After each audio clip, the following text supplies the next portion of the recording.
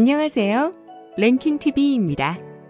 한국은 출산율이 OECD 최하위를 기록하는 저출산 국가인데요. 매년 출산율이 줄어들면서 대한민국 인구의 중간 나이는 43.7세로 계속 올라가고 있으며 노인 인구가 늘어나면서 국가의 성장 동력 또한 점점 떨어지고 있는 상황입니다. 정부는 저출산을 막기 위해 한 해 40조가 넘는 돈을 투입했지만 이를 막기엔 역부족이었습니다. 안정적인 직장과 포근한 집 한 채 마련하는 것이 청년들의 꿈이 되어버릴 정도로 힘든 현실에 실질적으로 별 도움도 안 되는 지원 예산에 의존해 결혼을 하고 아이를 낳는다는 것은 사치에 불과했으니까요.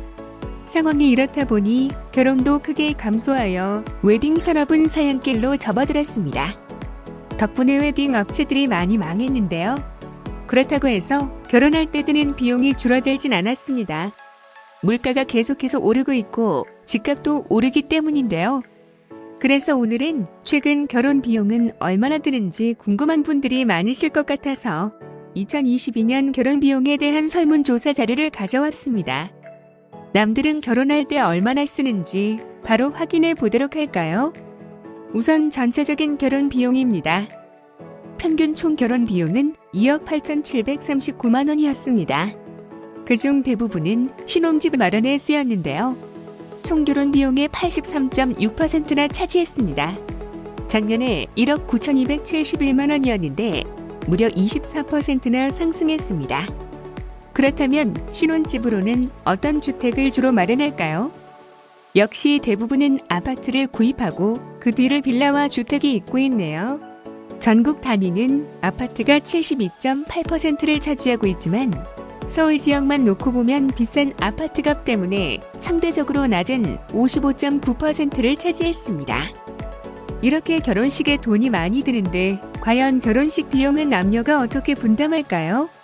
과거엔 대부분 남자가 부담했던 반면에 지금은 여자들도 거의 40% 가까이 부담하는 걸로 나타났습니다. 아무래도 여성들의 좋은 일자리가 늘어나고 또한 남녀 평등이 사회적 분위기로 자리 잡아가는 상황에 결혼 비용도 조금씩 균형을 맞춰가고 있는 느낌입니다.